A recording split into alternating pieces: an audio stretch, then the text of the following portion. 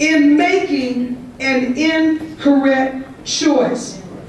In my humble opinion, beloved, and I've been married 18 years, which looks like nothing compared to my brother and sister, but you can't tell Brother Darius and I, we're not the essence of marriage. Yeah, we've been married, we made it. Call everybody, tell them we made it. Because both of us came into that marriage, and as I mentioned in the youth conference, my husband underwent a very intense interrogation in the office of the Honorable Minister Louis Farrakhan in the National House.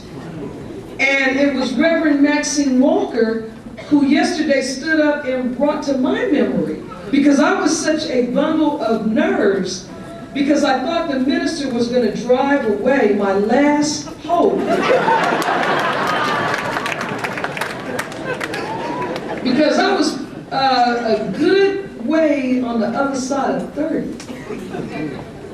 And I was trying to plead with the minister with my eyes.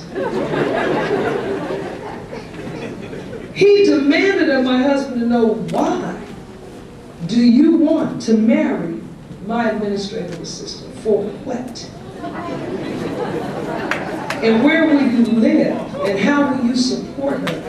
Well, as I said yesterday, in civilized society, a man never approaches a woman directly.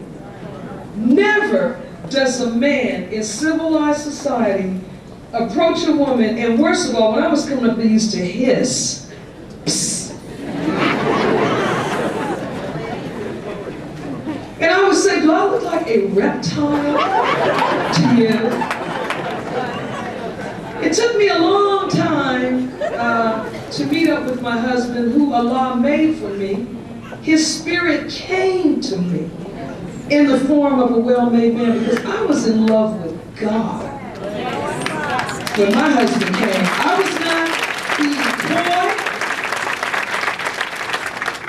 Someone said, oh, you played hard to get. I said, I don't play hard to get. I am hard to get.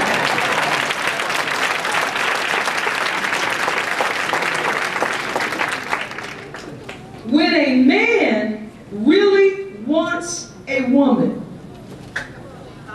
when a man desires a woman, and there is a difference between desire and urge.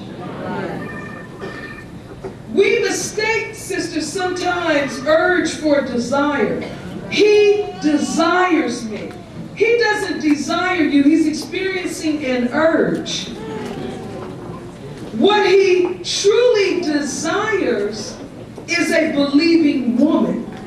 That's what he desires, because it is the quest for a believing woman that's going to make him a man.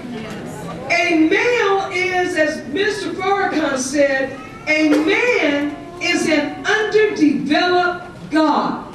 Now, Howard said, Brother Howard, as we open, Master Ava Muhammad came these 9,000 miles to make us gods. God means force and power. He did not come here for us to have a job working for the descendants of our slave masters. He did not come here for us to lust after celebrity in a low-life world. He came to make us gods. Now, how does an underdeveloped man become a god? He has to close a gap. This book, Closing the Gap. He has to close. There's an abyss between man and God. Now, how does man cross over that abyss? There is a bridge that Allah created from himself, from his own mind. And a man has to identify that bridge, then be able to cross that bridge. And that bridge is a dangerous, swinging bridge. It's a living organism.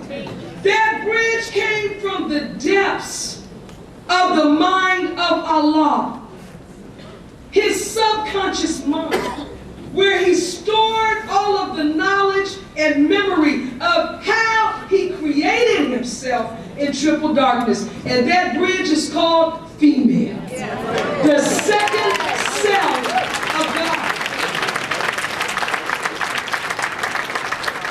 In her, he placed his comfort, his pleasure, that which sustained him through 6 trillion years of cold, pitch black loneliness, where there was no one but him. He dreamed of, he imagined a companion for himself. Now, you cannot have a partner in an inferior being. Water seeks its level. So when Allah created his second self, she didn't come from a rib of a sleeping man. She came from the depths of his subconscious. Allah is a man. God is a man. And as a man, he is the center of his own existence. He is not looking for any partners. So a man, a male, is a God. He is not the God, but he is a God. So the God has somewhat of a hostile posture toward another man. Especially if you threaten to rob his woman of her natural desire to submit to his will. In her love of him, she is actually allowing you to access the innermost part of his mind. And so to marry a believing woman is to incur the mercy, grace, and favor of Allah, at which time he will confer upon that man extraordinary power and control.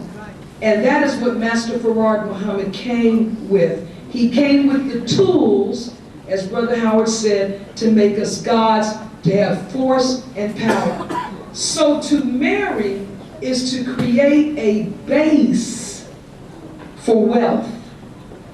Money is not wealth. And many of us confuse that. Minister Farrakhan said, you know, currency changes. And that's why the value of currency is in the mind of the one perceiving it. A dollar only has value because we perceive that it has value. And one day we may wake up and read in the paper that the currency no longer has the value that it had yesterday. Wealth is that which has intrinsic value. The only thing in the third dimension that has intrinsic value is land. And that's why in law school they called it real property. Everything else, money, clothes, cars, what you construct, that's all called personal property. But land is called real property.